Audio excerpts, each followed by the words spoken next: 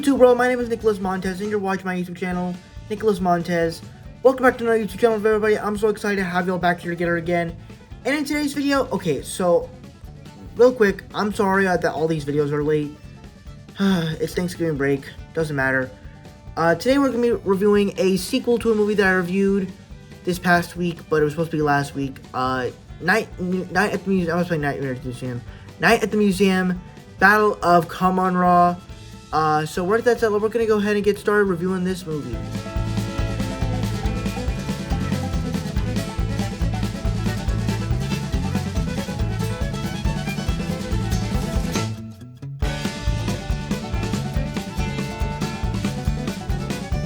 So for me, I would say that this film does everything I loved about the original film and does it better.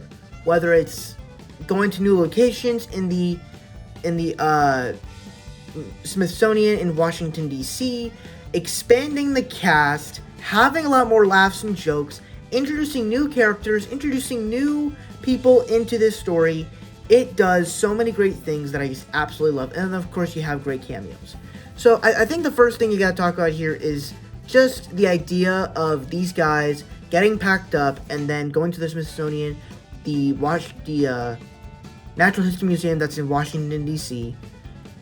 It's just a fun idea where you have a Natural History Museum in New York, one in Washington, D.C., and it's kind of like introducing a new world that we've never seen before, and that's the best thing about this film.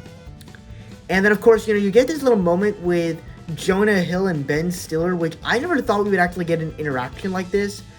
But, Jonah Hill's just being him, but it works so well as it's incorporated with Ben Stiller's humor.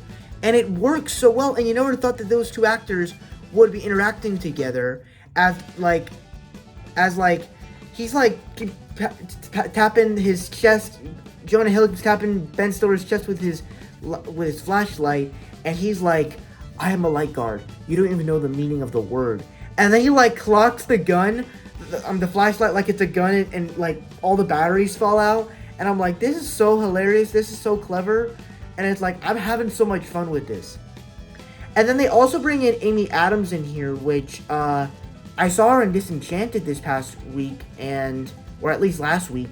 And her character in this film and her interactions with Ben Stiller were really great. And I love the relationship between the two of them. And it besides all of the awesome stuff, besides all the cameos and all this stuff, that relationship right there was one of the things I really loved about this film. And then, of course, and speaking of the cameos, you got to talk about all the other cameos. They bring in a giant metal version of Abraham Lincoln, which is honestly so iconic, and he's just very awesome.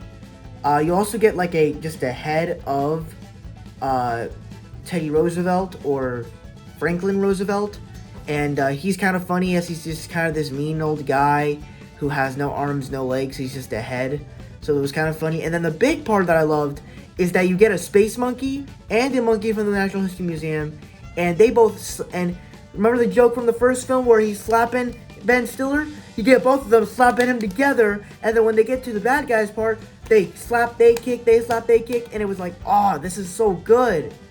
So it does better. It just does everything better that the original film did, but does it better. And then, of course, the cameos with Oscar the Grouch and Darth Vader I thought was awesome. But yeah, that's pretty much. And also, I love the stuff that they did with Jedediah and everything, and the little soldiers as he's kind of riding a squirrel. Overall, I thought this film did much better than the original film. However, there are some issues I do have with the movie, though.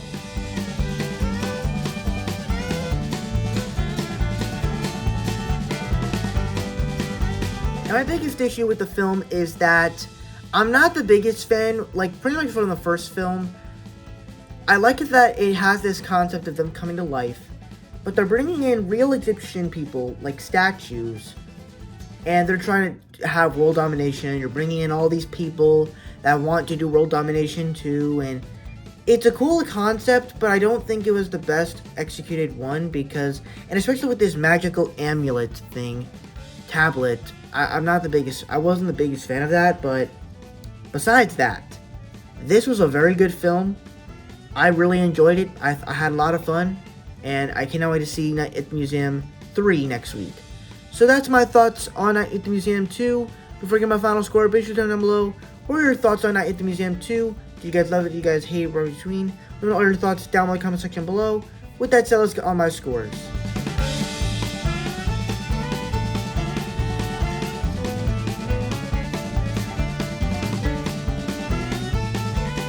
Alright, so that's it for my scores. Thank you guys so much for watching. I really hope you enjoyed. Don't forget to like, comment, and subscribe. All my social media stuff is in the about section over there. And I'll see you guys in the next video. Bye-bye.